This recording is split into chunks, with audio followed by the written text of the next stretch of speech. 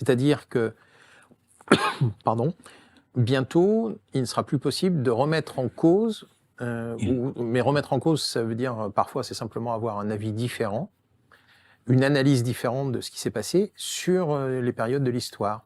Alors moi j'ai bossé là-dessus, c'est-à-dire qu'il y a une fondation qui s'appelle la Fondation Descartes, qui a, avec Macron et Gérald de Bronner, décidé de transformer le consensus en quelque chose d'inattaquable et de condamnable. Et la Fondation Descartes, on va retrouver dedans des gens qui sont de l'OTAN. On va retrouver, vous allez sur la Fondation Descartes, vous avez tout. Vous avez des gens qui viennent de chez Morgan Sachs, vous avez des gens de l'Arcom, mais vous n'avez pas du tout de scientifiques. Et vous avez donc Gérald de Bronner qui est à la tête de tout ça et qui, lui, veut absolument que le consensus devienne inattaquable et condamnable. Et Gérald de Bronner, c'est quelqu'un qui, quand il était jeune, croyait que la fin du monde était à Nancy. Et je pense que Gérald Bronner est en pleine catharsis. Il a tellement une revanche à prendre sur le passé où il croyait que la fin du monde était à Nancy et qu'il fallait se protéger, que maintenant, il fait beaucoup de zèle, Gérald Bronner, pour nous empêcher de nous exprimer. Et tout ça, c'est, à mon avis, psychologique. Je me permets de le dire. Pas de problème. Voilà. Merci beaucoup. Merci à vous deux. Patrick, ton prochain bouquin? Ah oui, c'est la pornographie, c'est ça? Alors, il y en a plusieurs. Effectivement, parce que je me suis dit comme ça. Alors vraiment rapide parce qu'il nous reste 1 minute en fait. D'accord, donc je serai très rapide. Donc évidemment, nous avons dans notre actualité le livre de Francis Lalanne que tu as invité pour mise en demeure. Effectivement, là, nous publions un autre livre qui est un vrai problème de société qui s'appelle Les ravages du porno sur le cerveau. Et puis, et j'en profite d'ailleurs, pour remercier toutes les personnes qui ont commandé le livre jaune numéro 3. Alors j'ai un peu de retard parce qu'entre-temps, effectivement, j'ai publié le livre de Francis Lalanne, donc je vous prie de m'en excuser. Mais là, ça y est, je suis en train de le terminer, il va partir chez l'imprimeur. Et justement, nous, dedans, dans les mythes, en fait, le sous-titre, c'est « Déconstruction de mythes ». Et il y a notamment un mythe, le mythe de Christophe Colomb, avec toutes ses conséquences.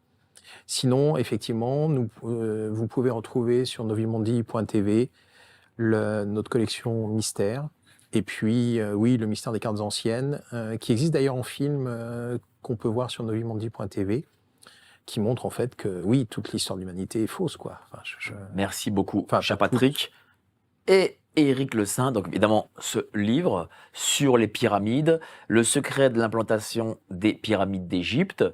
Un prochain livre en écriture. Donc il y a la suite qui va être mortelle, simplement sur les pyramides de Gizeh, parce que bah, là c'est du millimétré, c'est de l'orfèvrerie, c'est faux. Il y aura aussi le mystère du prix. Alors il y a quelque chose qui m'intéresse aussi, on a parlé de capitalisme. J'ai écrit il y a quelques années un livre qui s'appelle comment le capitalisme a créé le racisme en nous mettant en concurrence en permanence, que l'autre devient un ennemi dans le capitalisme.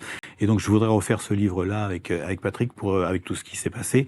Et aujourd'hui, c'est très important de comprendre que la destruction de l'humain est inéluctable avec le capitalisme, parce que l'autre sera toujours de plus en plus un ennemi. Il y aura toujours un boulot pour 10 personnes, après un boulot pour 20, un boulot pour 30, un appartement pour 30, 40.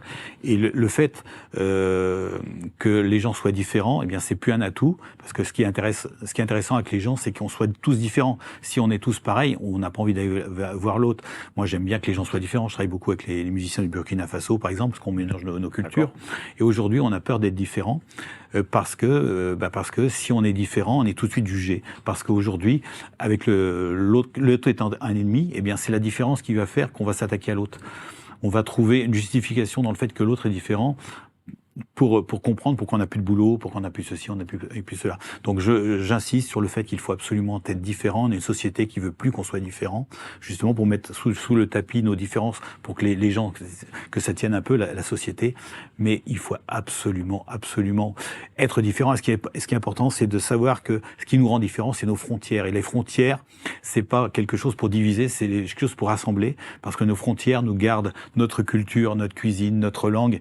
Et c'est parce qu'il y a des frontières qu'on a envie d'aller vers l'autre. Donc les frontières, elles sont de gauche. Si on reprend le truc gauche-droite, les frontières, elles sont de gauche. Tous les gens qui veulent pas de frontières, c'est des gens qui veulent tous qu'on soit pareil, et on n'aura plus rien à aller voir le. Merci. Donc les frontières sont humanistes. Juste un mot.